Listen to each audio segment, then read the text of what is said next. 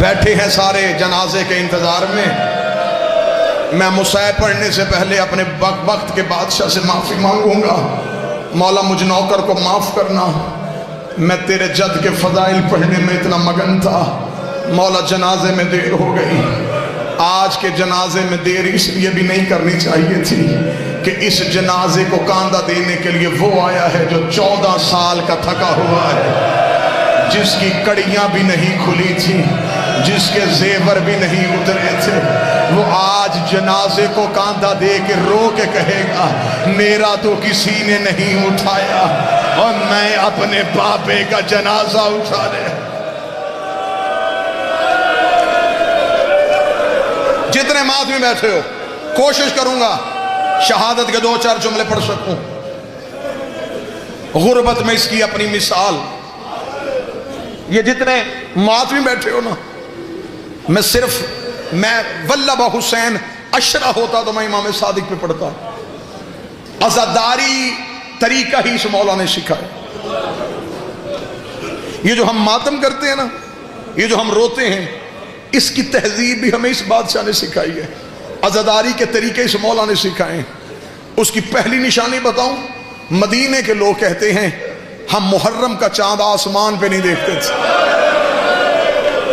وہ کہتے جعفر صادق کے گھر سے رونے کی اتنی آوازیں آتی ہمیں پتہ چل جاتا کہ محرم کا چاند طلوع ہو گیا ہے. امام بارگاہوں میں، گلیوں میں، چوراہوں میں رونے والوں، تم روتے ہو تھوڑی دیر کے لیے، بیٹھ کے روتے ہو. روتے روتے کوئی مرد مومن چہرے پہ اپنے ماتم کرے، کوئی پرسا دے، ساتھ والا مومن ہاتھ پکڑتا ہے، کوئی گر جائے، ساتھ والا مومن پانی پلاتا ہے. اگر برداشت کر سکو تو میں پڑھوں روایت.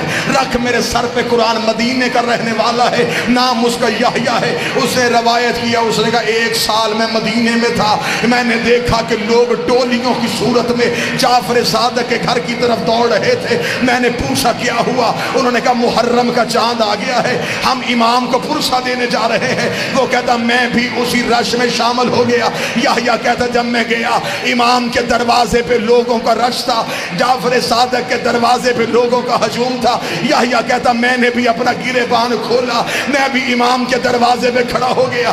یحییٰ کہتا میں اپنے پنجوں پہ کھڑا ہو کے میں نے دیکھا کہ کوئی شخص زمین پہ لیٹ کے رو رہا ہے. وہ کہتا میں نے ایک بندے سے پوچھا یہ کون ہے؟ اس نے منہ پہ پیٹ کے کہا یہ ہمارا امام ہے، نام جس کا جعفر صادق ہے. وہ کہتا میں نے حالت دیکھی، بطول کا بیٹا کبھی دائیں کروٹیں لیتا، کبھی بائیں کروٹیں لیتا. وہ کہتا میں روتا روتا قریب گیا، میں نے قدموں پہ ہاتھ رکھ کے کہا او کائنات کو صبر سکھانے والے، تیری یہ حالت کیوں ہو گئی ہے؟ امام نے انگلی کا اشارہ کر کے کہا وہ چاند طلوع ہو گیا جس نے میری ماں کو زخمی کر دیا، جس نے میری ماں کی ردائیں چھین لی. 2 منٹ میں اشارہ کروں تو تبوت لانا. سارا سال اس امام کے دکھ نہیں پڑے جاتے. جہاں اتنا بیٹھے ہو، 7 یا 8 منٹ اس مولا کے درد سننا. قبر مبارک کہاں؟ بقیہ میں. آج بھی ماں کے پہلو میں ہے. وہاں ایک ماں، 4 بیٹے، 5 کی غربت ہی علیحدہ. حسین کی لاش 3 دن بغیر کفن کے پڑی رہی.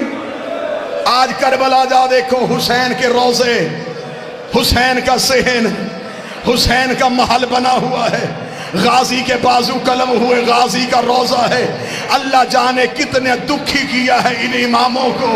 آج بھی دھوپ کی چادر ہے، آج بھی قبر پہ چراغ کوئی نہیں.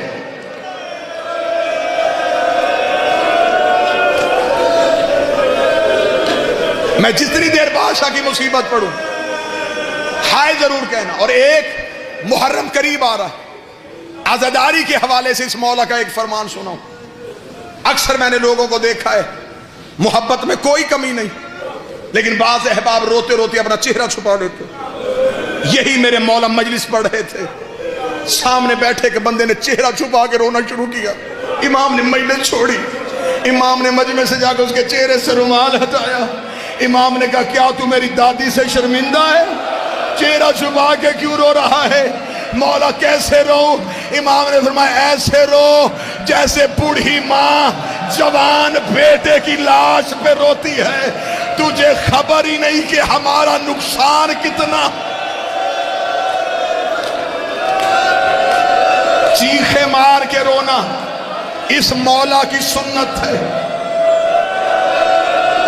شکل کے بگڑنے کا خوف کبھی نہ کرنا. مرتے ہوئے اس کی شکل نہیں بگڑتی جو حسین کے غم میں اونچی آواز میں روئے. دوسری تہذیب اس مولا کی. مولا جس جگہ پہ مجلس ہوتی تھی، مولا مجلس میں آتے، مولا بیٹھنے سے پہلے اس جگہ کو چومتے. مولا نے کہا اگر دنیا کو پتہ چل جائے حسین کے رونے والی جگہ کی منزلت کیا ہے، امام فرماتے لوگ اپنے گھروں میں جانا چھوڑ دیں. امام فرماتے یہاں فرشتے اپنے پر مس کرتے ہیں، اتنی متبرک ہے حسین کے رونے کی جگہ. بس عزادارو پہلی غربت پڑھنے لگا ہوں اس بادشاہ کی.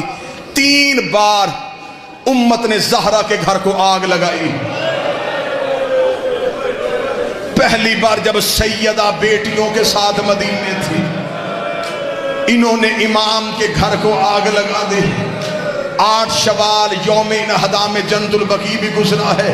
میں بطول کی غربت پہ ایک جملہ پڑھ دیتا ہوں، رکھ میرے سر پہ قرآن. انہوں نے صرف دروازہ نہیں گرایا تھا، انہوں نے بطول کی حویلی گرا دی تھی.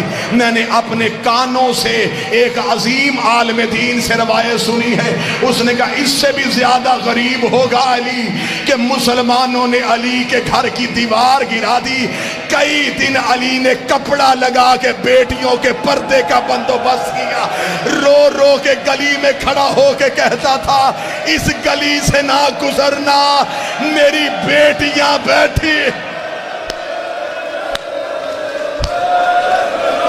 دوسری بار امت نے آگ لگائی کربلا کے جنگل میں، بطول کی بیٹیوں کے خیمے میں. تیسری بار آگ کب لگی؟ جب جعفر صادق اپنے گھر میں اولاد کے ساتھ رہ رہے تھے. ابن زید ملعون نے سپاہیوں کو ساتھ لے کے جعفر صادق کی حویلی کو آگ لگا دی. دعا کیا کرو رات کے وقت کسی شریف کے گھر کو آگ نہ لگے. ادھر امام کی حویلی کو آگ لگی. امام کی 3 بیٹیاں تڑپ کے اٹھی، وہاں گئی جہاں تیرا 7واں امام تھا. رو کے کہتی قاسم جاگ، ہمارے گھر کو آگ لگ گئی ہے.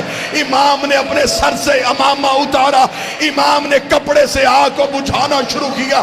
امام کے امامے کو آگ لگی. موسیٰ کاظم کی چھوٹی بہن نے امام کے کرتے پہ ہاتھ ڈالا. رو کے دی کاظم تیرے امامے کو آگ لگ گئی ہے. کاظم نے بہن کو سینے سے لگایا. رو کے کہتے ہو قربان جاؤں، تجھے بھائی کا چلتا ہوا امامہ برداشت نہیں ہوا. ہائے غربت میرے دادے سجاد کی، جس کے سامنے آ کے سکینہ نے کہا سجاد میرے کرتے کو آگ لگ گئی، اور مجھے بتا میں جل کے مروں. برداشت کرو گے؟ لے آؤ جنازہ غریب کا، یا کوئی ماتمی مر جائے گا.